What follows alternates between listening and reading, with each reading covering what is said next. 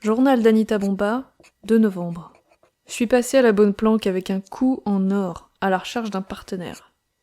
Ils ont pas voulu bosser avec moi. Prétexte qu'ils y perdent trop de membres. Ils pensaient pas si bien dire, ces raclures. Petit cadeau de départ. Bon, il me faut un nouvel associé. J'ai trouvé ce que je cherchais au beau cyber. SIG-14 dit Attila qui dit s'appeler. Il a l'air bien siphonné comme robot, mais bon, il fera l'affaire. Journal d'Anita Bomba, 3 novembre. Ce SIG-14 est vraiment cinglé. Il a dit s'appeler le régulateur et a tenté de buter Attila, genre lui-même quoi. Il a pas eu l'air de s'en rendre compte. Bref, on est fin prêt pour se faire la sidérale du crédit. Journal d'Anita Bomba, 4 novembre. Putain, on l'a échappé belle. Ce con de SIG-14 a encore pété un boulon. Je crois qu'ils sont plusieurs là-dedans. C'est pas possible. SIG-14 dit le mouchard, ou je sais pas quoi, rameuter le lieutenant Michael Bottle et ses cyborgs à cerveau de piranha. C'est vraiment pas passé loin cette fois. Heureusement, on est tombé sur un type un peu chelou, le mentor. Il nous a tiré de là, et en plus il m'a mis l'eau à la bouche en me parlant de Kamala, la mythique réserve d'or de l'Empire. Autrement dit, le rêve de tout voleur digne de ce nom, et inaccessible, faute de données géographiques précises.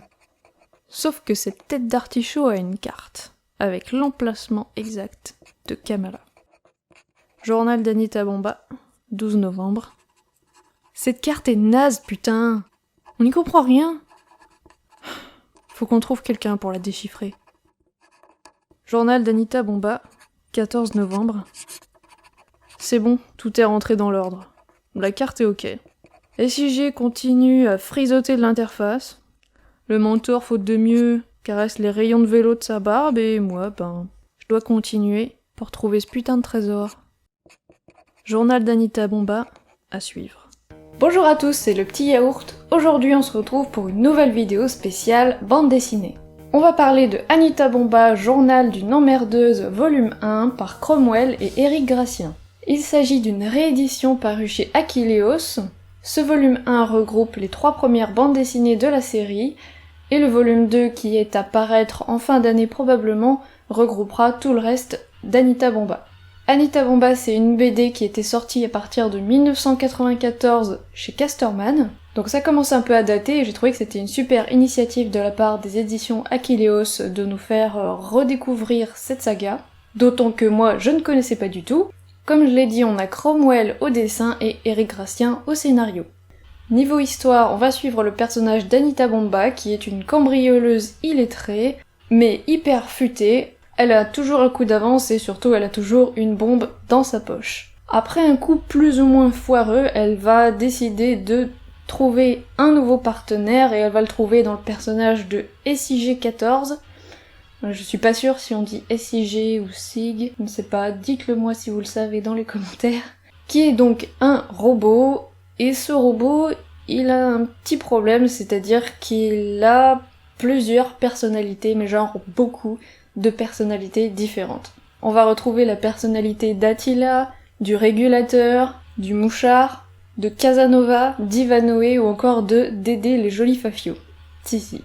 Il va quand même devenir son allié et lors d'un casse ensemble, ils vont tomber sur le lieutenant Michael Bottle qui va tout faire pour arrêter Anita Bomba. Ils vont y échapper de justesse et faire la connaissance du mentor, un autre personnage tout aussi énigmatique, qui va proposer à Anita de partir un peu à la chasse au trésor pour trouver le méga trésor de Kamala, qui est la mythique réserve d'or de l'Empire.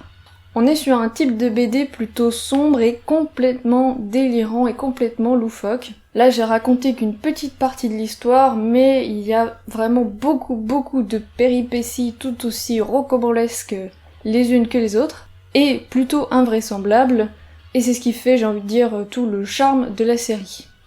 L'histoire part dans tous les sens et il y a quelques points qui sont pas forcément faciles à suivre, mais globalement on comprend tout. Moi j'ai beaucoup aimé, notamment cette héroïne vraiment qui n'en fait qu'à sa tête et qui fonce sans jamais s'arrêter. Les autres personnages qu'elle rencontre sont tout aussi cool et badass. Enfin au niveau des dessins et des couleurs, alors on a une prédominance pour la couleur marronasse on va dire, avec pas mal de tons rouges qui ressortent bien, c'est hyper détaillé comme dessin, c'est vraiment un dessin traditionnel comme moi je l'aime bien, un peu crade aussi, un peu underground, mais ça colle parfaitement avec l'univers de la série. Voilà, si vous ne connaissez pas cette saga, je vous invite à vous procurer cette première intégrale qui en plus est tout à fait raisonnable au niveau prix, et en plus au niveau de l'objet, c'est une très belle édition.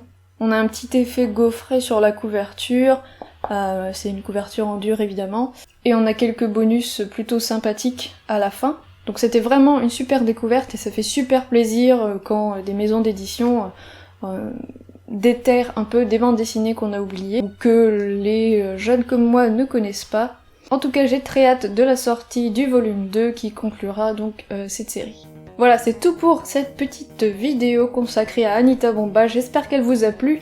Si vous connaissez déjà cette série, n'hésitez pas à me dire ce que vous en avez pensé dans les commentaires. Si vous avez aimé la vidéo, n'hésitez pas à mettre un petit pouce bleu ou à vous abonner à la chaîne pour ne pas rater les prochaines vidéos. D'ailleurs, vous êtes maintenant plus de 100 abonnés, donc on est super contents et on vous remercie beaucoup. N'hésitez pas non plus à partager la vidéo et à venir nous suivre sur les réseaux sociaux. En attendant, on se retrouve bientôt pour une prochaine vidéo et je vous fais des gros bisous. Jardin zombie. Donc ça commence un peu à... Ah, la vache, j'y arrive pas aujourd'hui. Qui est une sorte de cambrioleuse... Pourquoi je dis une sorte? Oh, cambriolesque. Donc c'était...